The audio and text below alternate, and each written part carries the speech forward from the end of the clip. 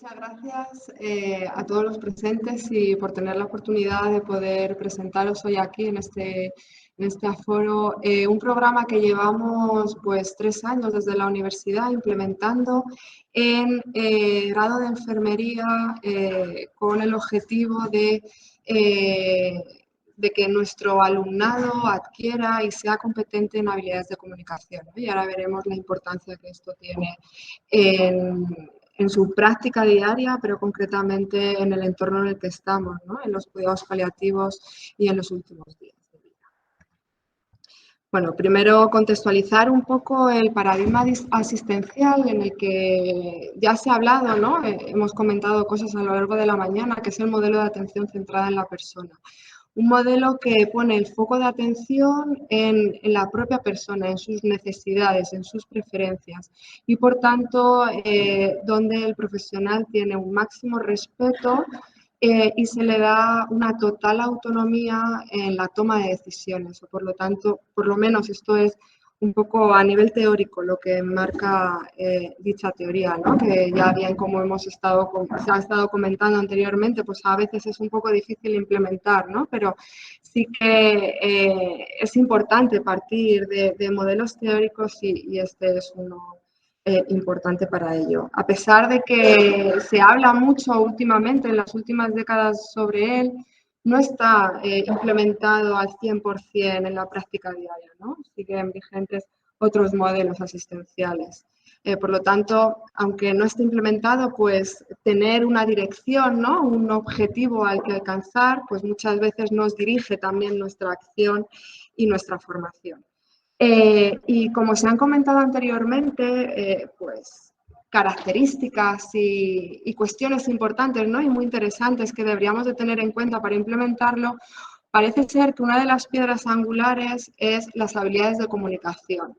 Tener profesionales capaces en su vida diaria y su vida práctica, en la práctica asistencial, de poder abordar una relación terapéutica, una relación de ayuda y establecer esa relación adecuada entre profesional, usuario, paciente, en función del contexto en el que estamos, ¿no? Nos dirigimos de una manera u otra, pero parece ser que prima las habilidades de comunicación. No quiero extenderme en las habilidades de comunicación, algo que seguro que cada uno de ustedes conoce la importancia que tiene en la práctica asistencial. Sin embargo, sí que me gustaría detenerme en por qué, a pesar de su importancia, pues hay carencia en el día a día. Pues lo que dice la literatura a nivel internacional, en primer lugar, es que tanto las instituciones sanitarias como las instituciones formativas, es decir, nuestras universidades, que es donde nos formamos como profesionales sanitarios, pues parece ser que las habilidades de comunicación están infravaloradas y es lo que vemos diariamente, ¿no? En la práctica clínica. Por decirlo de alguna manera, sigue siendo el patito feo, a pesar de que toda la literatura internacional pone el foco de atención que si queremos sistemas sanitarios de alta calidad deberíamos de empezar a darle una mayor importancia y lo que decimos aquí no es que lo acabemos de averiguar, o sea, se llevan años y años incidiendo en este tipo de cuestiones. Pero si nos remontamos y hacemos un poco de reflexión, ¿no? ¿Por qué sigue sucediendo? Bueno, porque a lo mejor no estamos siguiendo realmente un modelo de atención centrada en el paciente o en la persona, perdón, sino que estamos más enfocados en otro tipo de sistemas donde nos centramos en la sintomatología, en la parte física, ¿no? Y dejamos a un lado esa parte emocional tan importante y que además está directamente vinculada con la parte física, por supuesto. Además de que los profesionales, si decimos que no estamos formándonos con técnicas específicas y en un marco teórico concreto, y por lo tanto, ¿dónde nos formamos? Pues muchas veces en la práctica diaria. ¿Cómo? Viendo a otras personas. Por lo tanto, es una rueda difícil a veces de cortar, donde la experiencia no es suficiente. Y eso también hay mucha literatura al respecto. Puedes tener muchísima experiencia, pero si no has tenido una formación previa o no te sigues formando, no es suficiente. ¿Por qué? Porque la experiencia no se basa solo en ir a un lugar y hacer una actuación concreta, un procedimiento concreto, sino que hay que aprender de esos errores para continuar aprendiendo. Y eso es lo que marca la experiencia. Por lo tanto, no es suficiente. Por lo tanto, en términos generales, podríamos decir que hay una infravalorización. Fijaros, es interesante cómo la literatura enmarca muchísimas veces cómo estamos, ¿no? Y cómo estamos a nivel nacional y concretamente eso es una revisión sistemática de los planes de estudios reciente del 2019 de enfermería, que supuestamente hay en los planes de estudio competencias relacionadas con las habilidades de comunicación, la relación de ayuda. Bueno, pues es interesante que esta revisión sistemática, donde se incluyeron 110 titulaciones que ofertaban el grado de enfermería, solo el 16%, es decir, 18 titulaciones, 18 de 110, tenían asignaturas específicas de habilidades de comunicación dentro de sus competencias, de las que con una media de 4,7 ECTS a lo largo de toda la carrera. Por lo tanto, pues el panorama no es muy alentador. Y luego además que el resto, el 80%, el 84%, sí que tenían incluidas estas competencias, pero en otras asignaturas. Por lo tanto, no eran centrales, no eran esenciales para los planes de estudios. Y ahí que podemos redundar, ¿no?, en la falta. Si nos fuésemos a programas de medicina, pues estará tarimari o incluso con una menor incidencia en sus planes de estudio. Por ello, ¿qué se necesita? Los profesionales necesitamos formarnos en habilidades de comunicación. Y además no de cualquier forma, porque no sirve solo con la teoría, sino que necesitamos incluir en nuestros planes de estudios y en nuestra formación. Cuando hablamos de formación, no solo en el grado, sino posterior, ¿no?, la formación continuada, de metodologías eficaces. Desde hace ya décadas se está utilizando cada vez más la simulación en el ámbito sanitario, en la formación sanitaria. ¿Por qué? Porque es una oportunidad para entrenar de una manera segura y con capacidad para poder equivocarnos, para poder aprender de esos errores, ¿no?, sin ninguna consecuencia para la persona que tenemos delante o la que le estamos asistiendo. Y cada vez más se empieza a ver la simulación, que como veis aquí es un entorno muy clínico, que diréis, pero esto no nos toca mucho. Pero cada vez sí que se está haciendo más simulación, concretamente en el ámbito de cuidados paliativos. Y claro, aquí en lugar de utilizar simuladores, lo que se está haciendo es utilizar paciente estandarizado. ¿Qué es el paciente estandarizado? Pues son personas entrenadas para que puedan reflejar lo que haría una persona en un ámbito sanitario y, por lo tanto, obtener respuestas lo más realistas posibles, tanto en la persona como en lo que está recibiendo el profesional. Y ese es en el contexto en el que llevamos trabajando desde hace 3 años y ahora un poco mostraros los resultados que hemos obtenido. ¿Por qué? Porque a pesar de que hay cada vez más simulación, no siempre es evaluada. Y eso también es importante, porque muchas veces hacemos cosas, pero no sabemos si esas cosas están funcionando. Por lo tanto, igual de importante es desarrollar protocolos, desarrollar programas. También es importante tener herramientas y tener diseños de investigación con los que podamos validar incluso la formación que estamos implementando en nuestros planes formativos.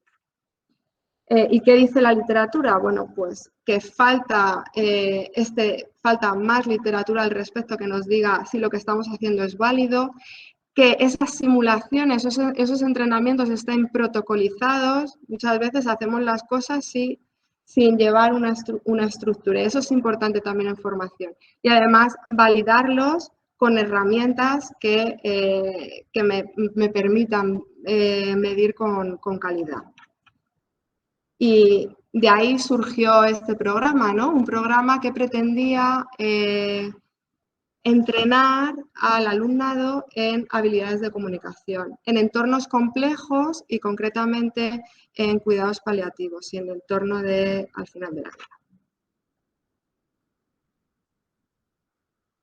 Para ello, ¿qué se ha hecho?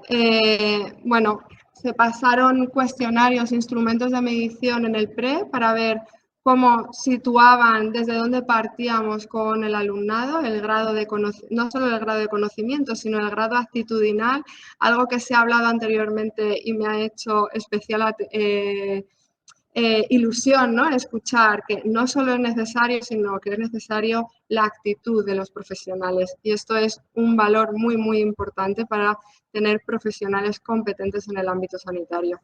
Entonces, pasar un pre donde se evalúan actitudes y habilidades, un post y a ver si se mantienen, porque esto también es lo que ocurre en investigación. Muchas veces nos quedamos en ver si funciona inmediatamente, pero esto luego se mantiene en el tiempo, porque si no se mantiene en el tiempo habrá que hacer algo, si no nos quedamos cortos, es insuficiente, por lo tanto habría que establecer otras estrategias. Vale, ¿y en qué consistía el programa? Un programa, ya lo hemos dicho, en entrenar en habilidades de comunicación, en el que el completo son 8 sesiones de 2 horas y media cada una de ellas, en las que las 2 primeras eran introductorias, donde se les presenta el programa de simulación, objetivos, se realizan dinámicas de grupo para conseguir una cohesión y un futuro en las simulaciones para que haya un mayor trabajo grupal y trabajo en equipo, además de la descripción y distribución de los casos con los que luego van a trabajar. Y posteriormente, una vez hechas estas 2 sesiones introductorias, se realizan 6 sesiones plenamente de simulación, donde aquí pueden ver los contenidos sobre los que se trabaja. Y la estructura de cada sesión tiene una estructura totalmente sistematizada en la que se hace un debriefing, una simulación y posteriormente un debriefing. ¿Qué es el debriefing? Para aquellos que no conozcan la simulación o no tengan ese conocimiento tan profundo de ello, es la reflexión que se hace de lo observado o lo realizado en el momento de la simulación. ¿Vale? Momento muy importante para el aprendizaje. Bien, concretamente en el último periodo se incluyeron 166 alumnos, que son los que accedieron voluntariamente a participar en el estudio, de los que finalmente en el post contestaron 151 y a los 6 meses 41 participantes. Y claro, la pérdida muestral, pues aquí es importante, pero son los datos que actualmente disponemos. Pero una cuestión muy importante es que en esos 6 meses, y ahora veremos por qué, estaban en periodo de prácticas. Por lo tanto, les preguntamos concretamente si lo que habían adquirido en la simulación lo estaban implementando en su día a día, ¿no? Y para ver la transferencia real e intentar romper la brecha entre la teoría y la práctica. Bueno, estos son un poco muestra, ¿no? Y refleja lo que se observa en los grados de enfermería, con una mayor participación de las mujeres, ¿no? Mayor matriculación de las mujeres. Y fijaros, esto también es característico, que todos los alumnos habían recibido previamente formación concreta en habilidades de comunicación. Y eso también es importante, porque no es lo mismo partir de una muestra que no conoce lo que le estás hablando a que ya tengan formación previa. Vale, eso es un poco la distribución de cómo se distribuyeron los grupos. Esto es muy lioso y es nuestra propia organización, ¿no? Pero así a grandes rasgos decir que los grupos iban saliendo, o sea, simulaban de 3 en 3. Y esto es simplemente porque no hay tiempo para que puedan simular de 1 en 1 por los planes de estudios y por el tiempo que disponemos. Lo ideal, pues que se hagan simulaciones individuales. pero tuvimos que hacer esta composición para poderlo implementar. Y esos son los instrumentos de medida que se pasaron. Uno de resiliencia, de habilidades de comunicación y un ítem concreto que medía la transferencia en las prácticas clínicas. De gran relevancia y que preguntaba concretamente ¿en qué medida estás utilizando las habilidades de comunicación aprendidas en la simulación de tus prácticas de este curso? Y ahora veremos los resultados. Bueno, pues concretamente con la resiliencia mejoran tras el programa y desde el pre van mejorando progresivamente y no es solo es que se mantengan a los 6 meses, sino que a los 6 meses los estudiantes percibían tener más capacidad de enfrentarse a situaciones complejas.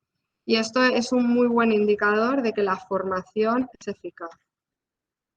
Y luego, con respecto a las habilidades de comunicación, también decían que mejoraban y se mantenían. No seguían mejorando, pero sí que entre el post y a los 6 meses se mantenían. Por lo tanto, esto también es indica que es eficaz cuando formamos a los estudiantes, a los profesionales en habilidades de comunicación.